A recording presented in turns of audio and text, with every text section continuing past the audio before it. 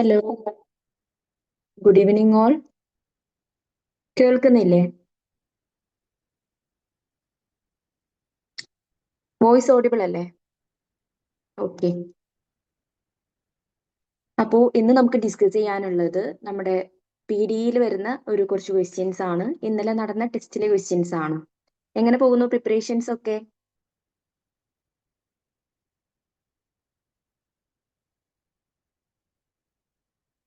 Preparations ഒക്കെ നടക്കുന്നില്ലേ? Okay. Okay, നമുക്ക് questions ഒക്കെ പോവാം കേട്ടോ.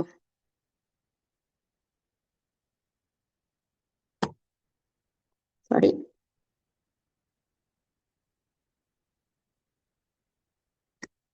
ഫസ്റ്റ് ക്വസ്റ്റ്യൻ വന്നിട്ടുള്ളത്, in which of the following steps of hydrological cycle water is purified? ഈ ഹൈഡ്രോളജിക്കൽ സൈക്കിളിന്റെ ഏത് സ്റ്റെപ്പിലാണ് വാട്ടർ പ്യൂരിഫൈ ചെയ്യുന്നത് എന്നാണ്.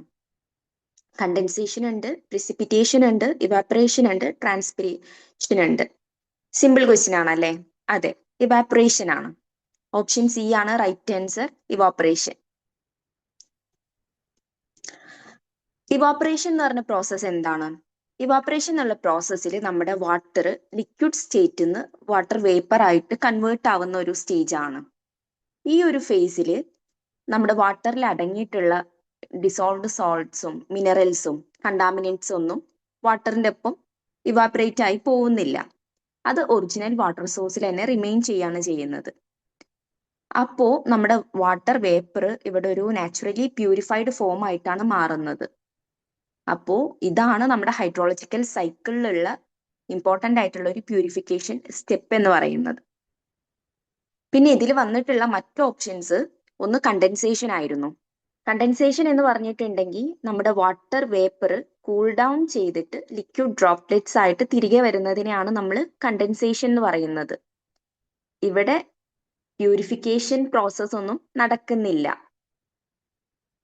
ഇവാപ്പറേറ്റ് ചെയ്ത വാട്ടർ ജസ്റ്റ് അതിന്റെ സ്റ്റേറ്റ് ചേഞ്ച് ചെയ്യുന്നു എന്നുള്ള പ്രോസസ്സ് മാത്രമേ ഈ കണ്ടൻസേഷനിൽ നടക്കുന്നുള്ളൂ. സോ ഈ ഓപ്ഷൻ ഇൻകറക്റ്റ് ആണ്. ദെൻ നെക്സ്റ്റ് ഓപ്ഷൻ വരുന്നത് പ്രിസിപ്പിറ്റേഷൻ ആണ്. പ്രെസിപ്പിറ്റേഷൻ എന്ന് പറയുമ്പോൾ കണ്ടൻസേഷന് ശേഷം സ്റ്റേറ്റ് മാറിയ ആ ഒരു വാട്ടർ സ്നോ ആയിട്ടും റെയിൻ ആയിട്ടൊക്കെ താഴേക്ക് വരുന്നതിനെയാണ് നമ്മൾ പ്രെസിപ്പിറ്റേഷൻ എന്ന് പറയുന്നത്.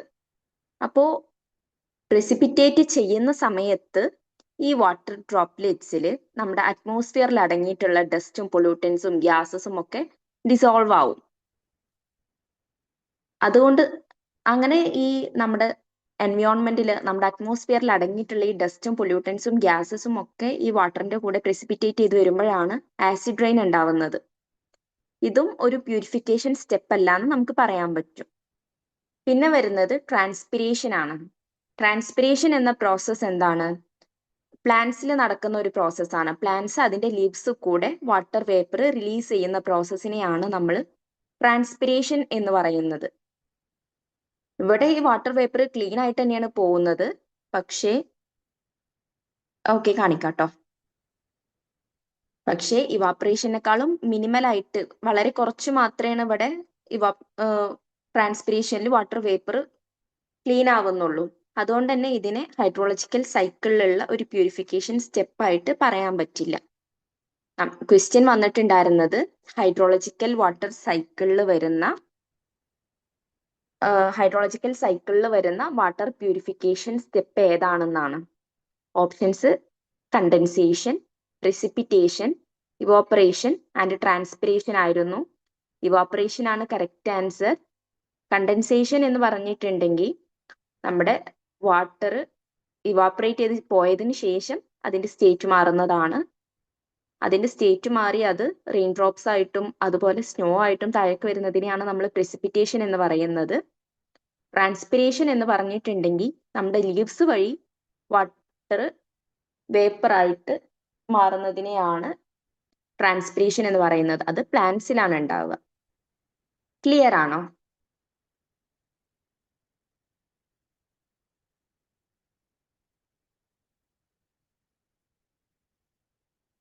ഓക്കെ, നമുക്ക് നെക്സ്റ്റ് ക്വസ്റ്റ്യൻക്ക് പോവാം. നെക്സ്റ്റ് ക്വസ്റ്റ്യൻ വരുന്നത് the scale which not measures the intensity of earthquake but also its impact on people is known as. ഏത് സ്കെയിലാണ് താഴെ തന്നിട്ടുള്ളതിൽ നമ്മുടെ എർത്ത് ക്വേക്കിന്റെ ഇന്റൻസിറ്റി മാത്രമല്ല അത് എങ്ങനെ പീപ്പിളിനെ ഇമ്പാക്ട് ചെയ്യുന്നു എന്ന് കൂടി മെഷർ ചെയ്യുന്ന സ്കെയിൽ ഏതാണ്? Richter scale, modified Mercalli scale, seismogram, intensity scale. ഏതാണ്? എല്ലാവരും ആൻസർ പറയുന്നുണ്ട് അല്ലെ? ഓപ്ഷൻ ബി ആണല്ലേ എല്ലാവരും പറയുന്നത്. Option B modified Mercalli scale തന്നെയാണ് റൈറ്റ് ആൻസർ. ഓക്കെ, നമുക്ക് നോക്കാം അതെന്താണെന്ന്. ഈ മോഡിഫൈഡ് മെർക്കലി സ്കെയിലിന് MMI എന്ന് ഷോർട്ടായി പറയൂ കേട്ടോ. ഈ മോഡിഫൈഡ് മെർക്കലി സ്കെയില് നമ്മുടെ എർത്ത് ക്വേക്കിന്റെ ഒബ്സർവബിൾ ഇമ്പാക്ട്, എങ്ങനെ ആളുകളെ ഇത് ബാധിച്ചു, ബിൽഡിങ്സിനെ എങ്ങനെ ബാധിച്ചു, എൻവയോൺമെന്റിനെ എങ്ങനെ ബാധിച്ചു എന്നുള്ളതിനൊക്കെ മെഷർ ചെയ്യുന്നുണ്ട്. എർത്ത് ക്വേക്കിന്റെ ഇന്റൻസിറ്റി മാത്രമല്ല അതിനെ എത്രത്തോളം ആളുകളെയും ബിൽഡിങ്സിനെയും എൻവയോൺമെന്റിനെയും ബാധിച്ചു എന്നതുകൂടി ഈ മെർക്കലി സ്കെയിൽ മെഷർ ചെയ്യുന്നുണ്ട്. ഇത്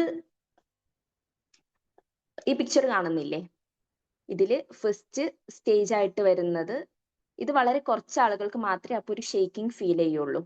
അതാണ് എർത്ത് ക്വേക്കിന്റെ ഇന്റൻസിറ്റിയിൽ ഫസ്റ്റ് സ്റ്റേജ് ആയിട്ട് വരുന്നത്. ദെൻ ആ ഇന്റൻസിറ്റി ഇങ്ങനെ കൂടി കൂടി വരും. ദെൻ എക്സ്ട്രീം ആവുമ്പോൾ എന്താവും? ബിൽഡിങ്സും വുഡൻ സ്ട്രക്ചേഴ്സും ഒക്കെ ഡിസ്ട്രോയ് ആവുന്ന ഒരു സ്റ്റേജ് ആവും. അപ്പോ ഒരു എർത്ത് ക്വേക്ക് ഉണ്ടായിട്ടുണ്ടെങ്കിൽ, സൗണ്ട് കുറവുണ്ടോ?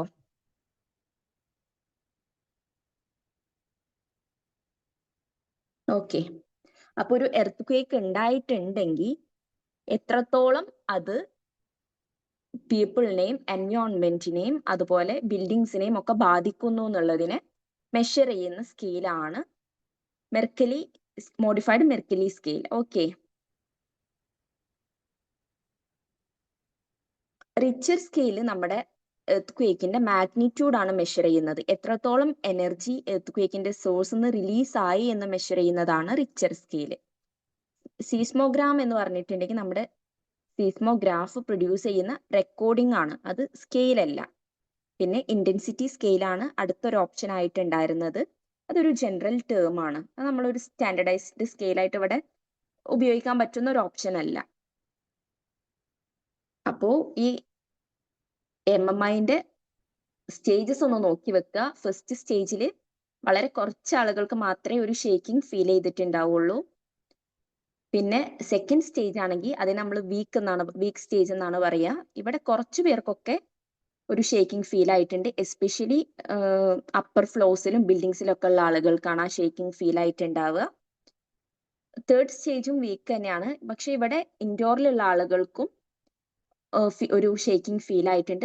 പക്ഷെ അത് എർത്ത് ക്വേക്ക് ആണെന്നുള്ളത് ഇവർക്ക് റെക്കഗ്നൈസ് ചെയ്യാൻ പറ്റാത്ത ഒരു സ്റ്റേജ് ആണ്. ദെൻ ഫോർത്ത് വരുന്നത് ലൈറ്റ് ആണ്. ഇവിടെ ഇൻഡോറിലുള്ള ആളുകൾക്ക് ഫീൽ ചെയ്തിട്ടുണ്ട്. ഡിഷസും വിൻഡോസും ഒക്കെ ഡിസ്റ്റർബ്ഡ് ആയിട്ടുണ്ട്. അവിടെ ഒക്കെ പാത്രങ്ങളൊക്കെ ഇളകി വീഴുക, അങ്ങനത്തെ ഒരു സ്റ്റേജ് ആണ് fourth stage. Then fifth moderate one ആണ്. മോഡറേറ്റില് ഇപ്പൊ രാത്രിയൊക്കെ ആണെങ്കിൽ ഉറങ്ങിക്കിടക്കുന്നവരൊക്കെ ഈ ഷേക്കിംഗ് കാരണം എണീക്കാം. അതുപോലെ തന്നെ ഡിഷസും വിൻഡോസും ഒക്കെ ബ്രോക്കൺ ആവാനുള്ള സാധ്യതയുണ്ട്. ദെൻ നെക്സ്റ്റ് സിക്സ്ത് വരുന്നത് സ്ട്രോങ് സ്റ്റേജ് ആണ്. ഇവിടെ എല്ലാവർക്കും ഇത് ഈ ഒരു ഷേക്കിംഗ്, ഈ ഒരു എർത്ത് ക്വേക്കിന്റെ ഇത് ഫീൽ ആവുന്നുണ്ട്. ഹെവി ഫർണിച്ചേഴ്സ് ഒക്കെ മൂവ് ചെയ്യാനുള്ള സാധ്യത ഉണ്ട്, ഡാമേജും ഉണ്ടാവാനുള്ള സാധ്യത ഉണ്ട്. ദെൻ നെക്സ്റ്റ് വരുന്നത് വെരി സ്ട്രോങ് ആണ്. സ്റ്റേജസ് ഇമ്പോർട്ടന്റ് അല്ല, ഇൻ കേസ് ചോദിച്ചാലോ എന്ന് കരുതി ജസ്റ്റ് ഒന്ന് മെൻഷൻ ചെയ്യുന്നു എന്നുള്ളൂ കേട്ടോ.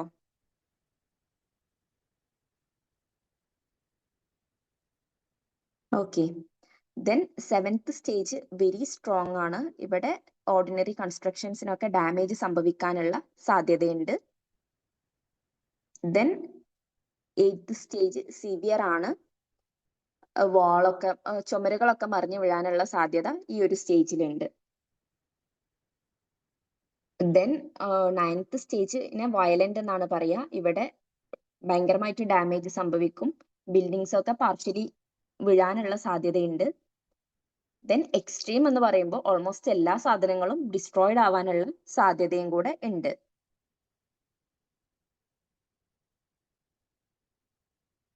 ഓക്കെ, ക്ലിയർ ആണോ ഇത്? അപ്പോൾ നമ്മുടെ ക്വസ്റ്റ്യൻ വന്നിട്ടുണ്ടായിരുന്നത് എർത്ത് ഇന്റൻസിറ്റി മാത്രമല്ല ആളുകളിൽ ഉണ്ടാക്കുന്ന ഇമ്പാക്ട് കൂടി മെഷർ ചെയ്യുന്ന സ്കെയിൽ ഏതാണെന്നായിരുന്നു. ഓക്കെ, അത് മോഡിഫൈഡ് മെർക്കലി സ്കെയിൽ ആണ്.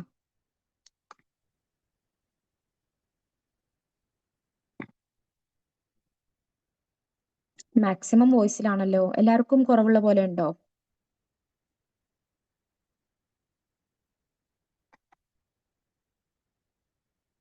ഓക്കെ, ദെൻ നെക്സ്റ്റ് ക്വസ്റ്റ്യൻക്ക് പോവാം.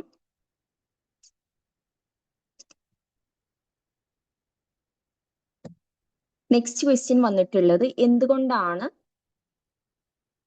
why is the concentration of CO2 is more in the northern hemisphere than in the southern hemisphere? എന്തുകൊണ്ടാണ് നോർത്തേൺ ഹെമിസ്ഫിയറിൽ കാർബൺ ഡൈ ഓക്സൈഡിന്റെ കോൺസെൻട്രേഷൻ കൂടുതലാവാൻ കാരണം, സൗത്തേൺ ഹെമിസ്ഫിയറിനേക്കാളും കൂടുതലായിട്ട് കോൺസെൻട്രേഷൻ ഉണ്ടാവാനുള്ള കാരണം എന്താണെന്ന്? നോർത്തേൺ ഹെമിസ്ഫിയറിൽ ലാൻഡ് മാസ് കൂടുതലായതുകൊണ്ടാണ്, സൗത്തേൺ ഹെമിസ്ഫിയറിൽ കൂടുതലും ഓഷ്യൻ ബോഡീസ് ആയതുകൊണ്ടാണ്, നോർത്തേൺ ഹെമിസ്ഫിയറിൽ ഫോസിൽ ഫ്യൂൽ കൂടുതലായിട്ട് കത്തിക്കുന്നത് കൊണ്ടാണ്, നോർത്തേൺ ഹെമിസ്ഫിയർ സൗത്തേൺ ഹെമിസ്ഫിയറിനെക്കാളും കോൾഡർ ആയതുകൊണ്ടാണ്. അതെ, ഓപ്ഷൻ സി ആണല്ലേ എല്ലാവരും പറയുന്നത്. ഓപ്ഷൻ സി റൈറ്റ് ആൻസർ ആണ്. എ, ബി ആൻഡ് സി ആണ് നമുക്കിവിടെ റൈറ്റ് ആൻസേഴ്സ് വരുന്നത്. നോർത്തേൺ ഹെമിസ്ഫിയറിൽ ലാൻഡ് മാസ് കൂടുതലുണ്ട്, സൗത്തേൺ ഹെമിസ്ഫിയറിൽ ഓഷ്യൻ ബോഡീസ് കൂടുതലുണ്ട്, നോർത്തേൺ ഹെമിസ്ഫിയറിൽ ഫോസിൽ ഫ്യൂൽസ് കൂടുതലായിട്ട് ബേൺ ചെയ്യുന്നുണ്ട്. നോർത്തേൺ ഹെമിസ്ഫിയറിൽ കൂടുതലായിട്ടും കാർബൺ ഡൈ ഓക്സൈഡ് കോൺസെൻട്രേഷൻ ഉണ്ടാവാനുള്ള കാരണം എന്താന്ന് വെച്ചാൽ ഹ്യൂമൻ ആക്ടിവിറ്റീസും ലാൻഡ് ഓഷ്യൻ ഡിസ്ട്രിബ്യൂഷനിൽ വരുന്ന ഡിഫറൻസും, ഇത് രണ്ടും കാരണമാണ് അവിടെ കാർബൺ ഡൈ ഓക്സൈഡിന്റെ കോൺസെൻട്രേഷനിൽ ഡിഫറൻസ് വരുന്നത്. അപ്പോൾ നമ്മൾ പറഞ്ഞ ഫസ്റ്റ് 3 സ്റ്റേറ്റ്മെന്റ്സ് ആണ് അവിടെ കറക്റ്റ് ആയിട്ട് വരുന്നത്. ലാൻഡ് മാസ് നോർത്തേൺ ഹെമിസ്ഫിയറിൽ കൂടുതലാണ്, അത് കറക്റ്റ് ആണ്. മോർ ലാൻഡ് ഉണ്ടാവുമ്പോൾ അവിടെ കൂടുതലായിട്ടും അർബൻ ഏരിയാസും ഇൻഡസ്ട്രീസും അഗ്രികൾച്ചറും ട്രാൻസ്പോർട്ടേഷനും എല്ലാം ഉണ്ടാവും. ഇതെല്ലാം കാർബൺ ഡൈ ഓക്സൈഡിന്റെ എമിഷനുള്ള മേജർ സോഴ്സസ് ആണ്.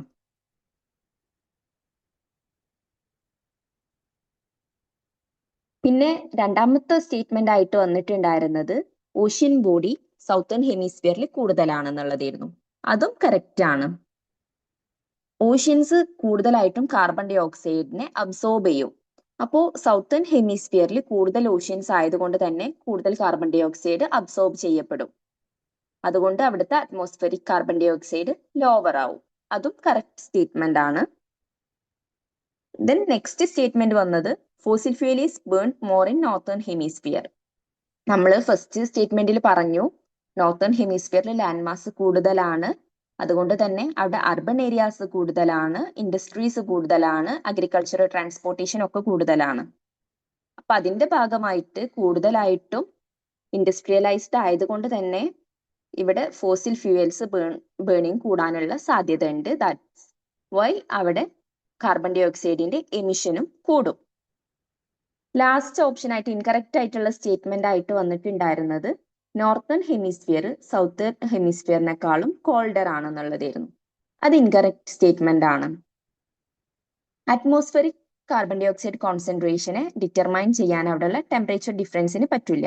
നമ്മളിവിടെ എന്താ നോക്കുന്നത്, എമിഷന്റെയും അബ്സോർപ്ഷന്റെയും കാര്യമാണ് നോക്കുന്നത്, ടെമ്പറേച്ചറിന്റെ കാര്യം നോക്കുന്നില്ല. നമ്മൾ ഫസ്റ്റ് പോയിന്റിൽ തന്നെ പറഞ്ഞു കാർബൺ ഡൈ ഓക്സൈഡ് കോൺസെൻട്രേഷനെ നമ്മൾ പറയുന്നത് എന്തിന്റെ ബേസിലാണ്, ഹ്യൂമൻ ആക്ടിവിറ്റീസിന്റെ ബേസിലും ലാൻഡ് ഓഷ്യൻ ഡിസ്ട്രിബ്യൂഷന്റെ ബേസിലുമാണ്. അവിടെ ടെമ്പറേച്ചറിന് റോൾ ഇല്ല. ഓക്കെ, ക്ലിയർ ആണോ?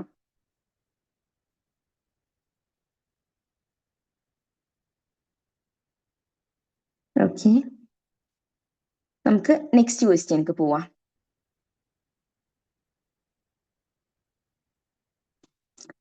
Next question, arrange the phases of modern approach to disaster management from initial to final. Disaster മാനേജ്മെന്റിനുള്ള മോഡേൺ അപ്രോച്ചിന്റെ ഫേസസിനെ അറേഞ്ച് ചെയ്യാനാണ് question. Recovery, preparedness, response, mitigation.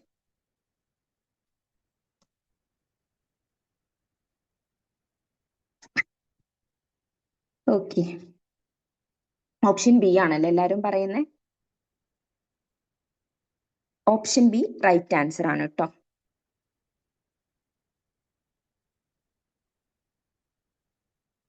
Option ബിയിൽ വരുന്ന ഓർഡർ എങ്ങനെയാ? ഫസ്റ്റ് മിറ്റിഗേഷൻ ആണ് വരുന്നത് അല്ലെ. മിറ്റിഗേഷൻ എന്ന് പറഞ്ഞിട്ടുണ്ടെങ്കിൽ നമ്മളൊരു ഡിസാസ്റ്റർ ഉണ്ടാവുന്നതിന് മുന്നേ തന്നെ അതിന്റെ റിസ്ക്കും ഇമ്പാക്റ്റും കുറക്കാൻ വേണ്ടിയിട്ട് എടുക്കുന്ന ലോങ് ടേം ആക്ഷൻസിനാണ് മിറ്റിഗേഷൻ എന്ന് പറയുന്നത്. ഇപ്പോൾ ഫോർ എക്സാമ്പിൾ നമ്മൾ പ്രോപ്പർ എഡ്യൂക്കേഷൻ കൊടുക്കുക, നമ്മൾ ലോങ് ടേം ബേസിസിൽ ബിൽഡിങ്സ് കൺസ്ട്രക്ട് ചെയ്യുക, ഇതൊക്കെ മിറ്റിഗേഷന്റെ എക്സാമ്പിൾ ആണ്. ദെൻ പിന്നെ വരുന്ന സ്റ്റെപ്പാണ് പ്രിപ്പയർഡ്നെസ്. ഇതും ഡിസാസ്റ്റർ വരുന്നതിന് മുന്നേ നടത്തുന്ന സ്റ്റെപ്പാണ്. ഇവിടെ നമ്മൾ പ്രോപ്പർ പ്ലാനിങ്ങും ട്രെയിനിങ്ങും കൊടുക്കുകയാണ് ചെയ്യുന്നത്. ഒരു ഡിസാസ്റ്റർ വന്നിട്ടുണ്ടെങ്കിൽ അതിന് എഫക്റ്റീവ് ആയിട്ടുള്ള റെസ്പോൺസ് എൻഷുർ ചെയ്യാൻ വേണ്ടിയിട്ട് നമ്മൾ നടത്തുന്ന പ്ലാനിങ്ങും ട്രെയിനിങ്ങും ആണ് ഈ preparedness.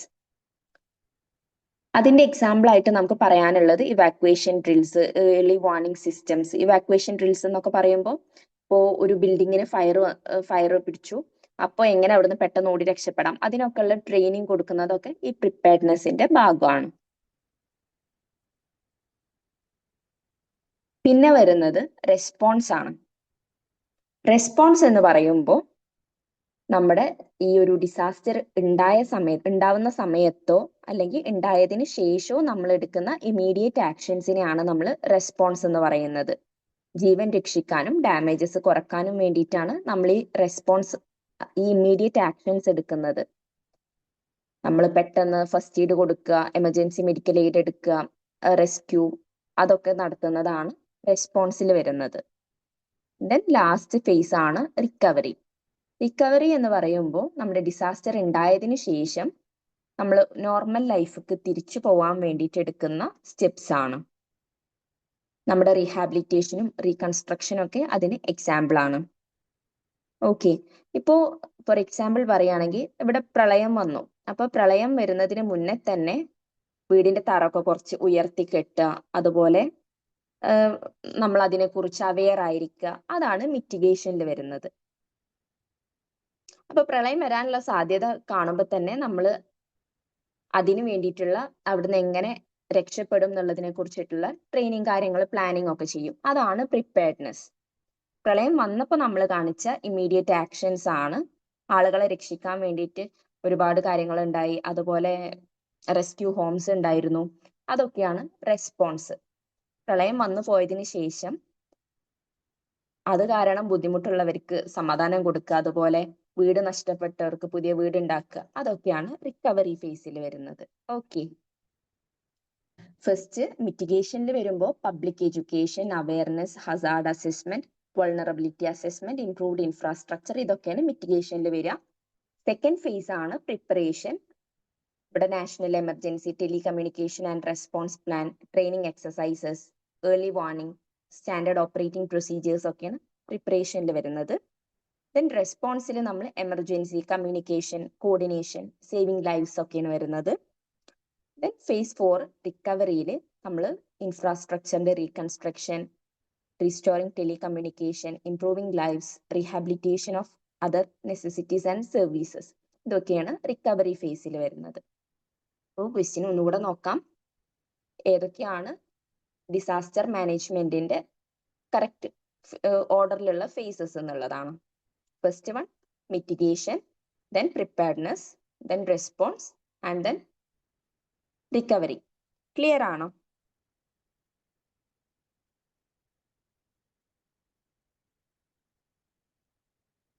Okay, speed കൂടുന്നുണ്ടോ?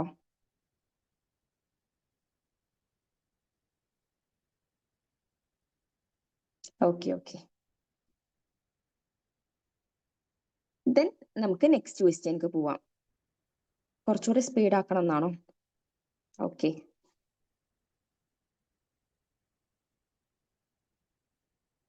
Then next വന്നിട്ടുള്ളത് നമ്മുടെ സസ്റ്റൈനബിൾ ഡെവലപ്മെന്റ് ഗോൾസും അതിന്റെ ഒബ്ജക്റ്റീവ്സും ആണ്.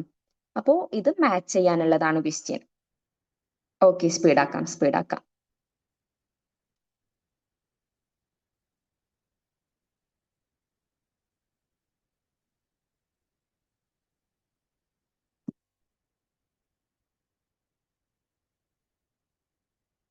അതെ, ഓപ്ഷൻ എ ആണ് റൈറ്റ് ആൻസർ വരുന്നത് അല്ലെ. ഏതൊക്കെയാണ് SDGs എന്ന് നോക്കാം. SDG 1 വരുന്നത് നോ പോവേർട്ടി ആണ്. SDG 2 zero hunger. SDG 3 good health and wellbeing. SDG 4 equality education. Then gender equality, clean water and sanitisation. 7 വരുന്നത് കാണിക്കാട്ടോ.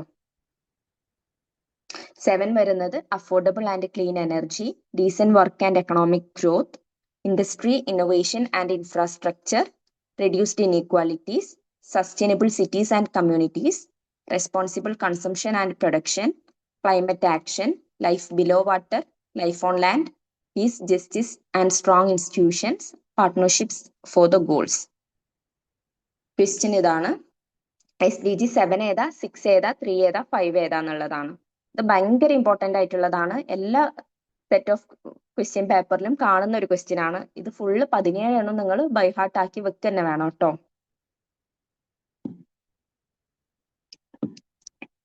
അതെ, ഓപ്ഷൻ എ ആണ് റൈറ്റ് ആൻസർ. SDG 7 ഏതാ വരുന്നേ? അഫോർഡബിൾ എനർജി ആണ്.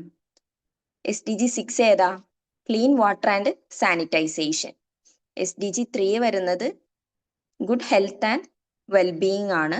ദെൻ SDG 5 വരുന്നത് ജെൻഡർ ഈക്വാലിറ്റി ആണ് അല്ലെ. ഇത് സ്ക്രീൻഷോട്ട് എടുത്ത് വെക്കുന്നവരുണ്ടെങ്കിൽ എടുത്ത് വെച്ചോളൂ. ഭയങ്കര ഇമ്പോർട്ടന്റ് ആണ്. നിങ്ങൾ പഠിച്ചിട്ടുണ്ടാവും, എന്നാലും ഒന്നും കൂടെ പറഞ്ഞു എന്നുള്ളൂ. ക്ലിയർ ആണോ? അടുത്ത ക്വസ്റ്റ്യൻക്ക് പോട്ടെ. Okay. Which of the following is a chemical treatment process in context to water treatment? Water ട്രീറ്റ്മെന്റിൽ വരുന്ന കെമിക്കൽ ട്രീറ്റ്മെന്റ് പ്രോസസ് ഇതിൽ ഏതാണ്? Sedimentation, coagulation, filtration, grit chamber. അതെ, കൊയാഗുലേഷൻ ആണ്. ബാക്കിയൊക്കെ ഫിസിക്കൽ ട്രീറ്റ്മെന്റ് പ്രോസസ് ആണ് അല്ലെ. ഓപ്ഷൻ ബി ആണ് റൈറ്റ് ആൻസർ. കൊയാഗുലേഷൻ ആണ് റൈറ്റ് ആൻസർ. സെഡിമെന്റേഷൻ എന്ന് പറഞ്ഞാൽ എന്താ? നമ്മൾ ഈ വാട്ടറിൽ വരുന്ന കുറച്ച് വലിയ വലിയ കല്ലും മണ്ണും പോലത്തെ സാധനങ്ങളൊക്കെ അടിയിൽ സെറ്റിൽ ഡൗൺ ചെയ്യുന്ന പ്രോസസ് ആണ് സെഡിമെന്റേഷൻ. അതൊരു ഫിസിക്കൽ ട്രീറ്റ്മെന്റ് മെത്തേഡ് ആണ്. കൊയാഗുലേഷൻ എന്ന് പറഞ്ഞിട്ടുണ്ടെങ്കിൽ നമ്മൾ ആ പ്യൂരിഫൈ ചെയ്യാനുള്ള വാട്ടറിൽ ചില കെമിക്കൽസ് ആഡ് ചെയ്തിട്ട് അതിലുള്ള ഫൈൻ പാർട്ടിക്കിൾസിനെ കട്ട പിടിപ്പിക്കുന്ന പ്രോസസ്സിനെയാണ്, കൊയാഗുലേറ്റ് ചെയ്യുന്ന പ്രോസസ്സിനെയാണ് ഈ കൊയാഗുലേഷൻ എന്ന് പറയുന്നത്. ഫിൽട്രേഷൻ എന്ന് പറഞ്ഞിട്ടുണ്ടെങ്കിൽ നമ്മൾ നോർമലി ഫിൽട്ടർ ചെയ്യുന്ന പ്രോസസ്സ് തന്നെ. പറയാം. കൊയാഗുലേഷൻ എന്ന് പറഞ്ഞിട്ടുണ്ടെങ്കിൽ ഇതൊരു കെമിക്കൽ ട്രീറ്റ്മെന്റ് മെത്തേഡ് ആണ്. ഇപ്പോൾ കെമിക്കൽസ് ആയിട്ടുള്ള ആലം, ഫെറിക് ക്ലോറൈഡ് ഒക്കെ നമ്മൾ ഈ പ്യൂരിഫൈ ചെയ്യാനുള്ള വാട്ടറിൽ ആഡ് ചെയ്യും.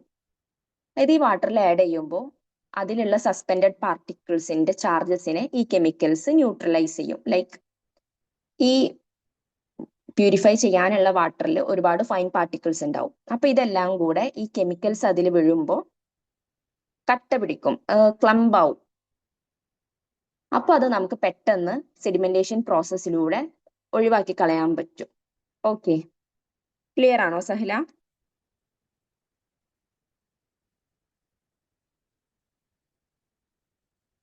നമ്മൾ പ്യൂരിഫൈ ചെയ്യാനുള്ള വാട്ടർക്ക് ആലം പോലുള്ള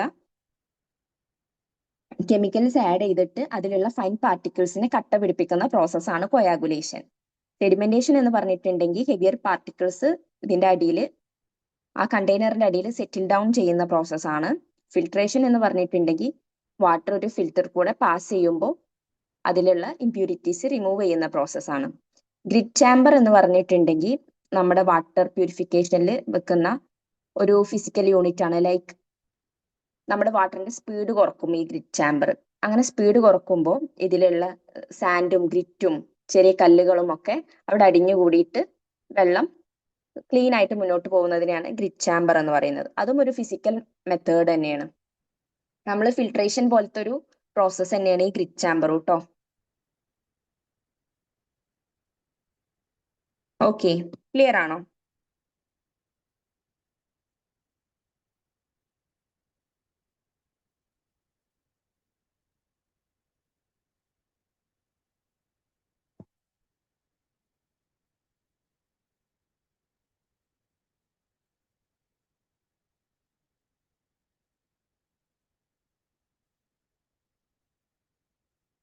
ഫ്ലൊക്കുലേഷൻ ഫിസിക്കൽ പ്രോസസ് ആണ്. നമ്മൾ കൊയാഗുലേഷനിൽ എന്താ ചെയ്യുന്നത്, ഇതെല്ലാം ഈ കട്ടകട്ടായി മാറുകയാണ്. അതിനെ റിമൂവ് ചെയ്യുന്നതാണ് ഫ്ലൊക്കുലേഷൻ കേട്ടോ.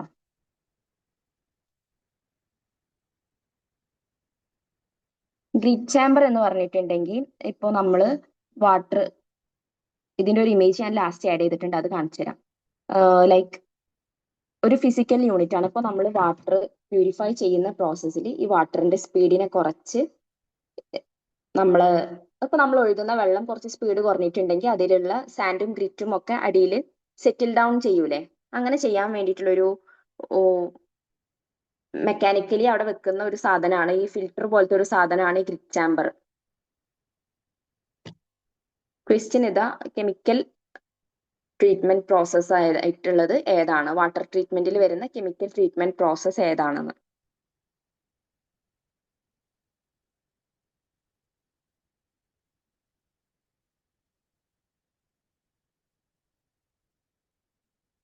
ഓക്കെ ആണോ?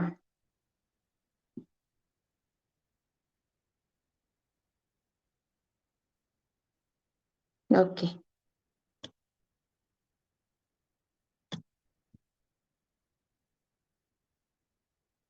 പിക്ചർ കാണിച്ചു തരാം, അത് ലാസ്റ്റ് ആണ് കേട്ടോ. വേറൊരു ക്വസ്റ്റ്യനും കൂടെ വരുന്നുണ്ട് ഇതുപോലെ റിലേറ്റഡ് ആയിട്ടുള്ളത്.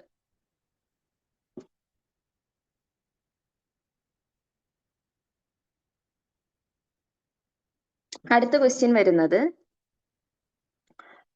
ഫോട്ടോവോൾട്ടിക് റിലേറ്റഡ് സിസ്റ്റത്തിൽ വരുന്ന correct sequence, smaller to larger sequence ഏതാണെന്നുള്ളത്. Module, array, solar cell, array field.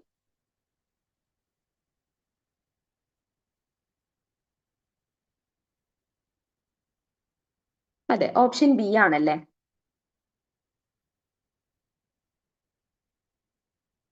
First ഒരു സെല്ലാണ് ഉണ്ടാവുക, ഒരു സിംഗിൾ സെല്ല് കൂടിച്ചേർന്നിട്ടാണ്, ഒരുപാട് സെല്ലുകൾ കൂടിച്ചേർന്നിട്ടാണ് ഒരു മൊഡ്യൂളായി മാറുന്നത്. ഈ മൊഡ്യൂളുകൾ കൂടിച്ചേർന്നിട്ടാണ് ഒരു സ്ട്രിങ് ഉണ്ടാവുന്നത്. ഈ സ്ട്രിങ്ങുകൾ കൂടിച്ചേർന്നിട്ടാണ് ഒരു അറേ ഉണ്ടാവുന്നത്. ദെൻ ഒരുപാട് സോളാർ അറേകൾ കൂടിച്ചേർന്ന് ഒരു ഏരിയയിൽ വെക്കുന്നതിനെയാണ് നമ്മൾ അറേ ഫീൽഡ് എന്ന് പറയുന്നത്.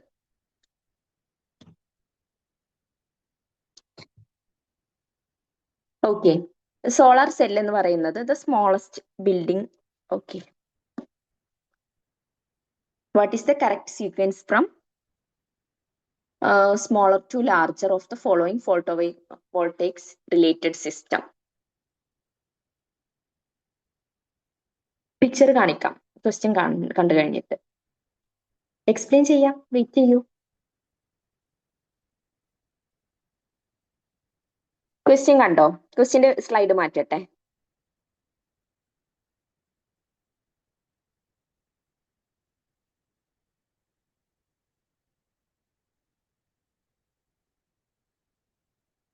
ഡി കൂടെ ശരിയായി കൂടെ?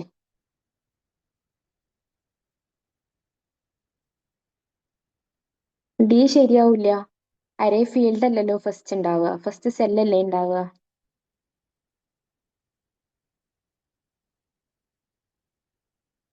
ഏറ്റവും സ്മോളസ്റ്റ് ബിൽഡിംഗ് ബ്ലോക്കിനെയാണ് നമ്മൾ സെൽ എന്ന് പറയുന്നത്. ഈ സിംഗിൾ സെല്ലാണ് സൺലൈറ്റിനെ ഇലക്ട്രിസിറ്റി ആയിട്ട് മാറ്റുന്നത്. ഓക്കെ, ദെൻ ഒരുപാട് സോളാർ സെൽസ് കൂടിച്ചേർന്നിട്ടാണ് ഒരു മൊഡ്യൂൾ ഫോം ചെയ്യുന്നത്. അതിനെ സോളാർ പാനൽ എന്നും പറയും. പിക്ക് കാണിക്കാട്ടോ. പിന്നെ വരുന്നത് ഒരുപാട് മൊഡ്യൂൾസ് കൂടിച്ചേർന്നിട്ടാണ് ഒരു അറേ ഫോം ചെയ്യുന്നത്. അത് കൂടുതൽ ഹയർ പവർ ജനറേറ്റ് ചെയ്യാൻ വേണ്ടിയിട്ട് ഒരു അറേ ഫോം ചെയ്യും. അങ്ങനെ ലാർജ് കളക്ഷൻ ഓഫ് ഒരുപാട് അറേസ് നമ്മൾ ഒരു വൈഡ് ഏരിയയിൽ ഇൻസ്റ്റാൾ ചെയ്യുന്നതിനെയാണ് നമ്മൾ അറേ ഫീൽഡ് എന്ന് പറയുന്നത്. പിക്ചർ കണ്ടോളൂ. ഒരു സിംഗിൾ സെൽ ആദ്യം സോളാർ എനർജിനെ ഇലക്ട്രിസിറ്റി ആയിട്ട് കൺവേർട്ട് ചെയ്യും. ഒരുപാട് സെല്ലുകൾ കൂടിച്ചേർന്നിട്ട് ഒരു മൊഡ്യൂൾ ഫോം ചെയ്യും. ദെൻ ഒരു മൊഡ്യൂൾ ഇങ്ങനെ ലെങ്ത്തിൽ വെക്കുമ്പോൾ അതിനെ നമ്മൾ സ്ട്രിങ് എന്ന് പറയും. അത് നമ്മുടെ ക്വസ്റ്റ്യനിൽ ഇല്ല കേട്ടോ. ഈ ഒരുപാട് സ്ട്രിങ്ങുകൾ ഫോം ചെയ്തിട്ട് ഒരു അറേ ഫോം ചെയ്യും. ദെൻ ഒരുപാട് അറേസ് നമ്മളൊരു വൈഡ് ഏരിയയിൽ വെക്കുമ്പോൾ അതിനെ നമ്മൾ അറേ ഫീൽഡ് എന്ന് പറയും. ക്ലിയർ ആണോ? എക്സ്പ്ലനേഷൻ സ്ലൈഡ് ഇനി കാണണോ?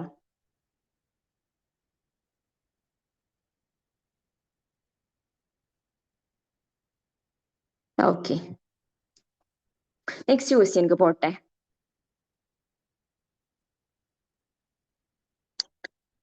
അടുത്തത് നമ്മുടെ എൻവയോൺമെന്റൽ റിലേറ്റഡ് ഡേയ്സിനെ ക്രോണോളജിക്കൽ ഓർഡറിൽ, അതായത് നമ്മുടെ കലണ്ടറിൽ കാണുന്ന ഓർഡറിൽ ഏറ്റവും ഫസ്റ്റ് ഏതാ ഉണ്ടാവുക എന്നുള്ള ഓർഡറിൽ നമ്മൾ അറേഞ്ച് ചെയ്യാനുള്ളതാണ് ക്വസ്റ്റ്യൻ.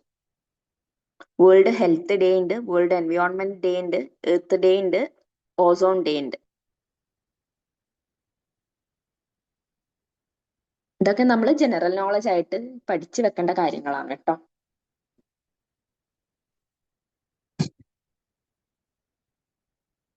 അതെ, ഓപ്ഷൻ എ ആണ് അല്ലേ. വേൾഡ് ഹെൽത്ത് ഡേ വരുന്നത് ഏപ്രിൽ 7th ആണ്. എർത്ത് ഡേ ഏപ്രിൽ 22nd ആണ്. വേൾഡ് എൻവയോൺമെന്റ് ഡേ വരുന്നത് ജൂൺ 5th ആണ്. വേൾഡ് ഓസോൺ ഡേ വരുന്നത് സെപ്റ്റംബർ 16th ആണ്. നമ്മളിത് കലണ്ടറിലുള്ള ഫോമിലാണ് അറേഞ്ച് ചെയ്തിട്ടുള്ളത്. First April 7, April 22, June 5, September 16. അപ്പോൾ വേൾഡ് ഹെൽത്ത് ഡേ, അത് കഴിഞ്ഞിട്ട് എർത്ത് ഡേ, അത് കഴിഞ്ഞിട്ട് വേൾഡ് എൻവയോൺമെന്റ് ഡേ, അതിനുശേഷം വേൾഡ് ഓസോൺ ഡേ. ഇത് ക്വസ്റ്റ്യൻ കാണിക്കണോ ഇനി?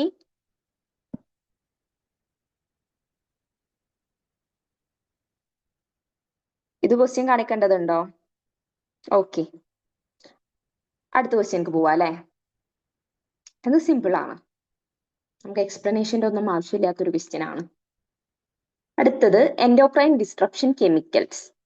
എൻഡോക്രൈൻ ഡിസ്ട്രപ്ഷൻ കെമിക്കൽസ് എന്താണ്, അതിന്റെ ഭാഗമായിട്ട് എന്താണ് സംഭവിക്കുക എന്നുള്ളത്. Stimulate or retarded production of hormones, stimulate enzyme production, inhibit DNA production, increase mRNA sequencing.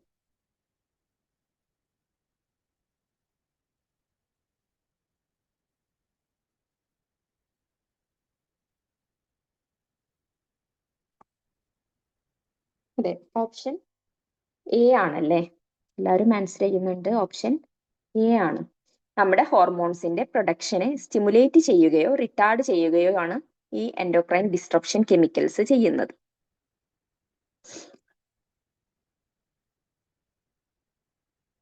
Endocrine ഡിസ്ട്രപ്റ്റിംഗ് chemicals എന്ന് പറഞ്ഞിട്ടുണ്ടെങ്കിൽ നമ്മുടെ എൻഡോക്രൈൻ സിസ്റ്റത്തിന്റെ പ്രോസസ്സിനെ ഇന്റർഫിയർ ചെയ്യുന്ന കെമിക്കൽസ് ആണ്. അതിപ്പോ ഹെവി മെറ്റൽസ് ഒക്കെ നമ്മൾ ഇൻടേക്ക് ചെയ്തിട്ടുണ്ടെങ്കിൽ എൻഡോക്രൈനെ അത് ഡിസ്ട്രപ്റ്റ് ചെയ്യും. ഓക്കെ, അപ്പോ ഈ കെമിക്കൽസ് നമ്മുടെ അകത്തേക്ക്, നമ്മുടെ ബോഡിയിലേക്ക് കാണിക്കാട്ടോ, വെയിറ്റ് ചെയ്യൂ, ഇതൊന്ന് കഴിഞ്ഞിട്ട് കാണിക്കാം. അപ്പോ ഈ എൻഡോക്രൈൻ ഡിസ്ട്രപ്റ്റിംഗ് കെമിക്കൽസ് നമ്മുടെ ബോഡിന്റെ ഉള്ളിലേക്ക് ചെല്ലുമ്പോൾ അത് നമ്മുടെ നാച്ചുറൽ ഹോർമോണിന്റെ വർക്കുകൾ ഇമിറ്റേറ്റ് ചെയ്യാൻ തുടങ്ങും. അപ്പോൾ നമ്മുടെ ബോഡിയിൽ ഓവർ സ്റ്റിമുലേഷൻ ഉണ്ടാവും. ഓർ അതർവൈസ് ഇത് ഹോർമോൺ റിസപ്റ്റേഴ്സിനെ ബ്ലോക്ക് ചെയ്യും. ഒന്നില്ലെങ്കിൽ ഇത് മിമിക് ചെയ്യും, അല്ലെങ്കിൽ ഈ ഹോർമോൺ റിസപ്റ്റേഴ്സിനെ ബ്ലോക്ക് ചെയ്യും. അപ്പോൾ നമ്മുടെ ബോഡിയിലുള്ള നോർമൽ ആക്ഷൻസ് ഒന്നും നടക്കൂല. അതുപോലെ തന്നെ നമ്മുടെ ഹോർമോൺ സിന്തസിസിൽ, അതിന്റെ ട്രാൻസ്പോർട്ടേഷനിൽ, മെറ്റബോളിസത്തിലൊക്കെ ചേഞ്ചസ് വരുത്തും. അപ്പോൾ ഒന്നില്ലെങ്കിൽ ഇത് ഈ EDC നമ്മുടെ ബോഡിയിൽ കയറിയിട്ടുണ്ടെങ്കിൽ ഹോർമോണിന്റെ പ്രൊഡക്ഷൻ കൂടും, അല്ലെങ്കിൽ കുറയും. ഒന്നില്ലെങ്കിൽ ഇത് നാച്ചുറൽ ഹോർമോൺസിനെ ഇമിറ്റേറ്റ് ചെയ്തിട്ട് ഇതിന്റെ അതേ വർക്ക് ചെയ്യും, അല്ലെങ്കിൽ ഹോർമോൺ റിസപ്റ്റേഴ്സിനൊക്കെ ബ്ലോക്ക് ചെയ്ത് വെക്കും.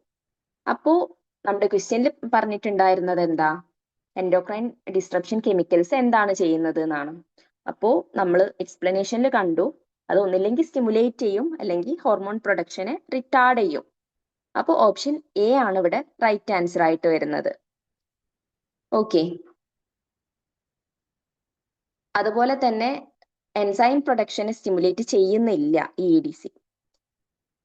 DNA പ്രൊഡക്ഷനെ ഇൻഹിബിറ്റ് ചെയ്യുന്നില്ല. ഈ DNA പ്രൊഡക്ഷനെ ഇൻഹിബിറ്റ് ചെയ്യുക ജീനോടോക്സിക് ഏജൻസ് ആണ്, എൻഡോക്രൈൻ ഡിസ്ട്രപ്റ്റേഴ്സ് അല്ല.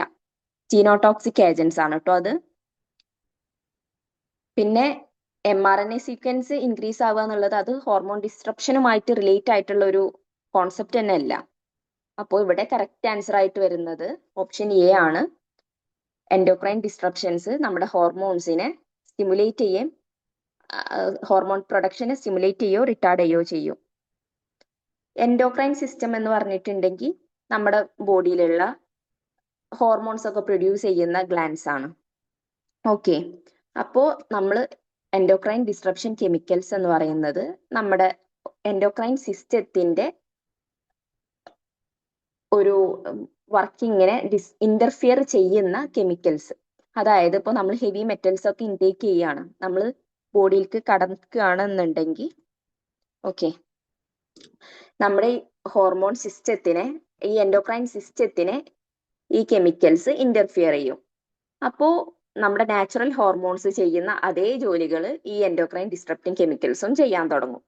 ഓർ ഇത് നമ്മുടെ ഹോർമോൺ റിസപ്റ്റേഴ്സിനെ ബ്ലോക്ക് ചെയ്യുകയും ചെയ്യാം. ഇത് ഏതെങ്കിലും ഒന്ന് ചെയ്യും. അപ്പൊ ഇത് നാച്ചുറൽ ഹോർമോൺസിനെ മിമിക് ചെയ്തിട്ടുണ്ടെങ്കിൽ എന്താ ഉണ്ടാവുക? നമ്മുടെ ഹോർമോൺ സിസ്റ്റം സ്റ്റിമുലേറ്റഡ് ആവും, ഓവർ സ്റ്റിമുലേറ്റഡ് ആവും. ഇതിനെ റിസപ്റ്റ് ചെയ്തിട്ടുണ്ടെങ്കിൽ ഇവിടെ എന്താവും? പ്രൊഡക്ഷൻ റിട്ടാർഡ് ആവും, പ്രൊഡക്ഷൻ കുറയും. ഓക്കെ, അപ്പോ ഈ EDC നമ്മുടെ ബോഡിയിൽ ചെന്നിട്ടുണ്ടെങ്കിൽ നമ്മുടെ ഹോർമോൺ പ്രൊഡക്ഷൻ ഒന്നില്ലെങ്കിൽ സ്റ്റിമുലേറ്റ് ആവും അല്ലെങ്കിൽ റിട്ടാർഡ് ആവും. അതാണ് ആൻസർ വരുന്നത്. ഓക്കെ, ക്ലിയർ ആണോ?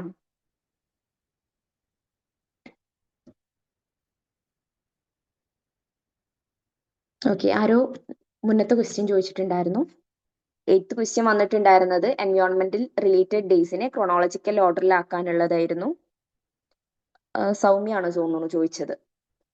അപ്പോ ഏതൊക്കെയാണ് എൻവയോൺമെന്റൽ റിലേറ്റഡ് ഡേയ്സിന് ഫസ്റ്റ് വരുന്നത് ഏതാണ് എന്നുള്ളതായിരുന്നു ക്വസ്റ്റ്യൻ. അതിന്റെ ആൻസർ വരുന്നത് world health day April 7th earth day വരുന്നത് April 22nd ആണ്. വേൾഡ് എൻവയോൺമെന്റ് ഡേ വരുന്നത് June 5th ആണ്. വേൾഡ് ഓസോൺ ഡേ വരുന്നത് September 16th ആണ്. ഓക്കെ, ക്ലിയർ ആണോ Soumya?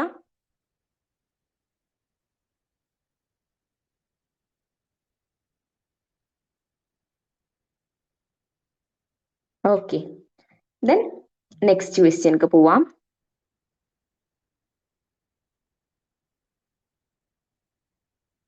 What is the correct sequence from initial to final of surface wastewater treatment?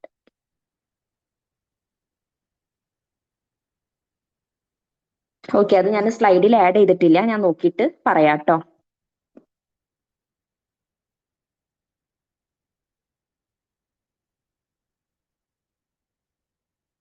നമ്മുടെ next സെഷനിൽ ഞാൻ ആഡ് ചെയ്യാം ബാക്കി ഡേയ്സ് കേട്ടോ. അസ്ലമിയ, ഓക്കെ.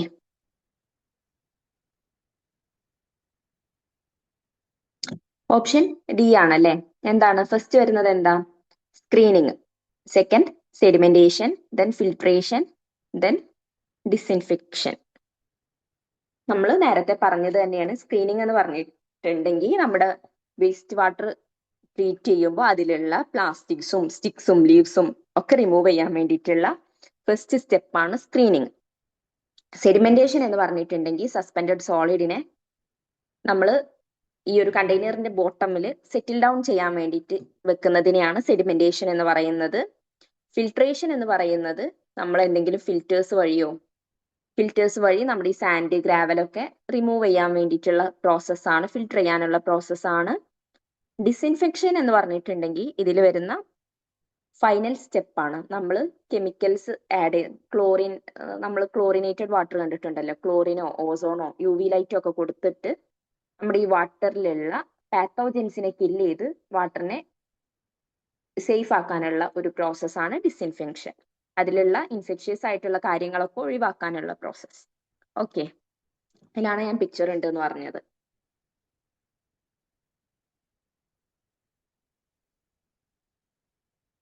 നമ്മൾ വേസ്റ്റ് വാട്ടർ ഫസ്റ്റ് സ്ക്രീൻ ചെയ്യും, എന്നിട്ട് അവിടെ കൊയാഗുലേഷൻ നടക്കുമ്പോൾ ഈ പാർട്ടിക്കിൾസ് ഒക്കെ ഇവിടെ സെറ്റിൽ ഡൗൺ ചെയ്യും,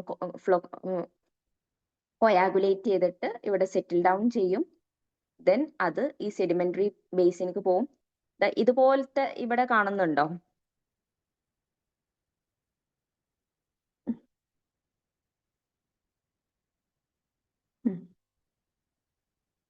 ഓക്കെ, ഇതുപോലത്തെ ഒരു സംഭവമാണ് ഈ ഗ്രിറ്റ് ചാമ്പർ എന്ന് പറയുന്നത് കേട്ടോ. ഇവിടെ ഇതിന്റെ വേസ്റ്റ് ഒക്കെ ഇവിടെ ഇങ്ങനെ അടിഞ്ഞുകൂടും. അങ്ങനത്തെ ഒരു സംഭവമാണ് ഈ ഗ്രിറ്റ് ചാമ്പർ. ഓക്കെ, ആരോ നേരത്തെ ചോദിച്ചിട്ടുണ്ടായിരുന്നു. അതിനുശേഷം ഇതിനെ ഫിൽട്ടർ ചെയ്യും, ദെൻ അതിനെ ഡിസിൻഫെക്ട് ചെയ്തിട്ട് ഒന്നില്ലെങ്കിൽ സ്റ്റോർ ചെയ്യും, സ്റ്റോർ ചെയ്ത വാട്ടറിനെ നമ്മൾ ഡിസ്ട്രിബ്യൂട്ട് ചെയ്യും. ഓക്കെ, ക്ലിയർ ആണോ process?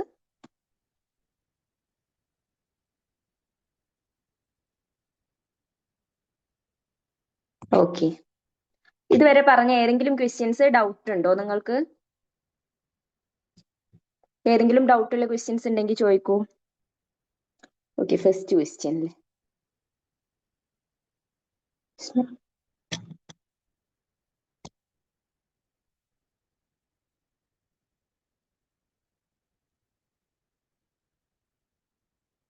Thank you all. First question കാണിക്കാട്ടോ. ഹൈഡ്രോളജിക്കൽ സൈക്കിളിൽ വാട്ടർ പ്യൂരിഫൈ ആവുന്നത് ഏത് സ്റ്റെപ്പിലാണെന്നാണ്?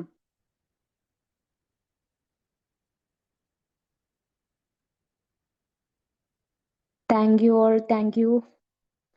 ക്ലാസ് കഴിഞ്ഞു, ഡൗട്ട് ഉണ്ടെങ്കിൽ ചോദിച്ചോളൂ കേട്ടാ.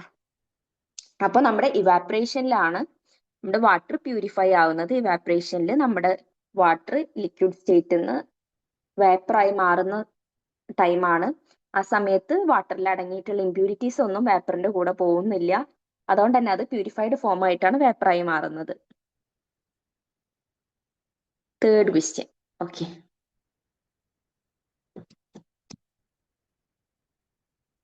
തേർഡ് ക്വസ്റ്റ്യൻ വന്നിട്ടുണ്ടായിരുന്നത് നോർത്തേൺ ഹെമിസ്ഫിയറിലാണ് സൗത്തേൺ ഹെമിസ്ഫിയറിനേക്കാളും കൂടുതൽ കാർബൺ ഡൈ ഓക്സൈഡ് കോൺസെൻട്രേഷൻ ഉള്ളത് എന്ന് പറയുന്നത് എന്തുകൊണ്ടാണ്?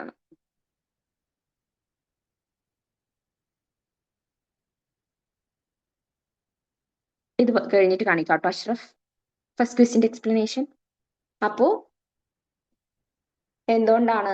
നോർത്തേൺ ഹെമിസ്ഫിയറിൽ കൂടുതൽ ലാൻഡ് മാസ് ഉണ്ട്, അതുകൊണ്ട് തന്നെ അവിടെ ഇൻഡസ്ട്രീസും കാര്യങ്ങളും പോപ്പുലേഷനും ഒക്കെ കൂടുതലായിരിക്കും. സോ അവിടെ കാർബൺ ഡൈ ഓക്സൈഡിന്റെ കോൺസെൻട്രേഷൻ കൂടുതലായിരിക്കും. പിന്നെ സൗത്തേൺ ഹെമിസ്ഫിയറിൽ ഓഷ്യൻ ബോഡീസ് ആണ് കൂടുതലുള്ളത്, അതും കറക്റ്റ് ആണ്. ഓഷ്യൻ ബോഡീസ് കൂടുതൽ ഉണ്ടാവുമ്പോൾ അവിടെ കാർബൺ ഡൈ ഓക്സൈഡ് കൂടുതലായിട്ട് അബ്സോർബ് ചെയ്യും. പിന്നെ മൂന്നാമത്തെ ഓപ്ഷൻ, ഫോസിൽ ഫ്യൂൽസ് നോർത്തേൺ ഹെമിസ്ഫിയറിലാണ് കൂടുതൽ ബേൺ ചെയ്യുന്നത് എന്നുള്ളത്. നോർത്തേൺ ഹെമിസ്ഫിയറിൽ നമ്മൾ പറഞ്ഞു ലാൻഡ് മാസ് കൂടുതലാണ്, പോപ്പുലേഷൻ കൂടുതലാണ്, ഇൻഡസ്ട്രീസ് കൂടുതലാണ്. അതുകൊണ്ട് തന്നെ അവിടെ ഫോസിൽ ഫ്യൂൽസ് ബേൺ ചെയ്യുന്നതും കൂടുതലായിരിക്കും. പിന്നെ അതിൽ റിലേറ്റഡ് അല്ലാത്ത ഒരു ഓപ്ഷൻ ആയിട്ടാണ് വരുന്നത് നോർത്തേൺ ഹെമിസ്ഫിയർ സൗത്തേൺ ഹെമിസ്ഫിയറിനേക്കാളും കോൾഡർ ആണെന്നുള്ളത്. ടെമ്പറേച്ചറിന്റെ ബേസിൽ നമുക്ക് കാർബൺ ഡൈ ഓക്സൈഡിന്റെ കോൺസെൻട്രേഷൻ പറയാൻ പറ്റില്ല, അതുകൊണ്ടാണ് അത് റോങ് ആയിട്ട് വന്നത്. ഓക്കെ, ഫസ്റ്റ് ക്വസ്റ്റ്യന്റെ എക്സ്പ്ലനേഷൻ ഏതാ?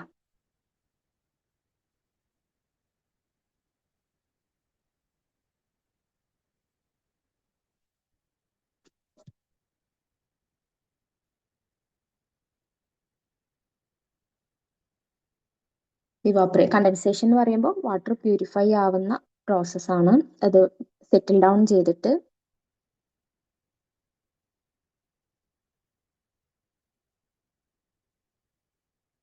ഗ്രിഡ് ചാമ്പർ എന്താന്ന് വെച്ചിട്ടുണ്ടെങ്കിൽ നമ്മുടെ ഈ വാട്ടർ ട്രീറ്റ്മെന്റ് സിസ്റ്റത്തിൽ നമ്മുടെ ഹെവി പാർട്ടിക്കിൾസിനൊക്കെ റിമൂവ് ചെയ്യാൻ വേണ്ടിയിട്ട് യൂസ് ചെയ്യുന്ന ഒരു പ്രോപ്പർട്ടി ആണ്. അത് നമ്മുടെ ഈ ഫിൽട്ടർ പോലത്തെ ഒരു പ്രോപ്പർട്ടി തന്നെയാണ്. ഇത് നമ്മുടെ വെള്ളത്തിലുള്ള ഹെവി പാർട്ടിക്കിൾസിനൊക്കെ റിമൂവ് ചെയ്തിട്ട് നമ്മുടെ പമ്പിനും പൈപ്പിനും ഒന്നും ഡാമേജ് ഇല്ലാതെ ഈ വെള്ളം മൂവ് ചെയ്യാൻ വേണ്ടിയിട്ടുള്ളതാണ്. ഓക്കെ,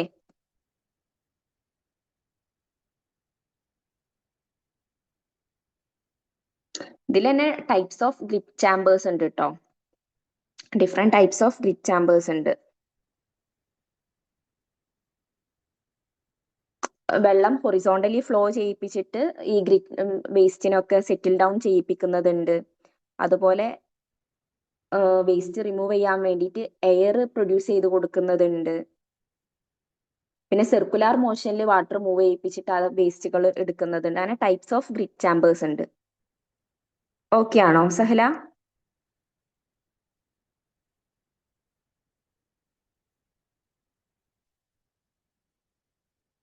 ഓക്കെ, ഇനി ആർക്കും ഡൗട്ട് ഒന്നും ഇല്ലല്ലോ? ഉണ്ടെങ്കിൽ ചോദിക്കട്ടോ.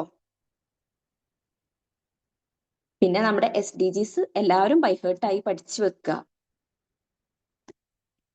അപ്പോ ഇത്രയേ ഉള്ളൂ. ആർക്കും ഇനി ഒന്നും ഡൗട്ടൊന്നും ഇല്ലാന്ന് കരുതുന്നു.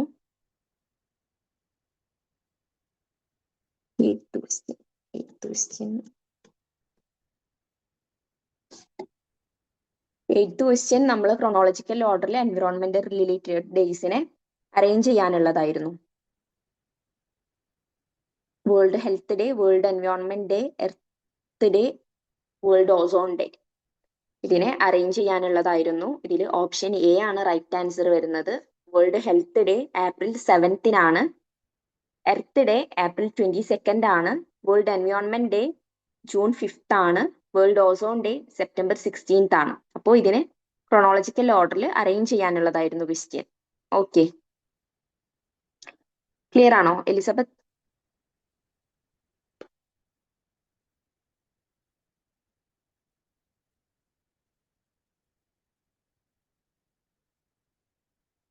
ഇനി ആരുടെയും ഡൗട്ട് ഞാൻ വിട്ടുപോയതുണ്ടോ?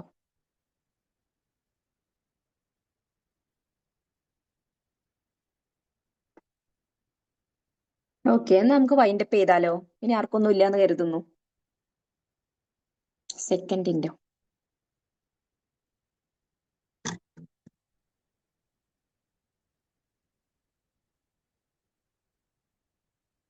പിക്ചർ ആണോ വേണ്ടേ, എക്സ്പ്ലനേഷൻ ആണോ വേണ്ടേ?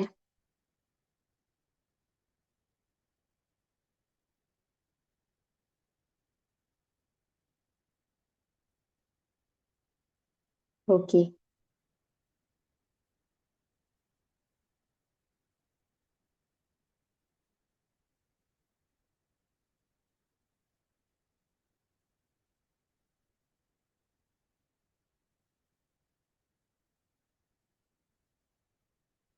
Okay, okay. അപ്പോൾ okay guys, thank you so much. Good night, have a nice day.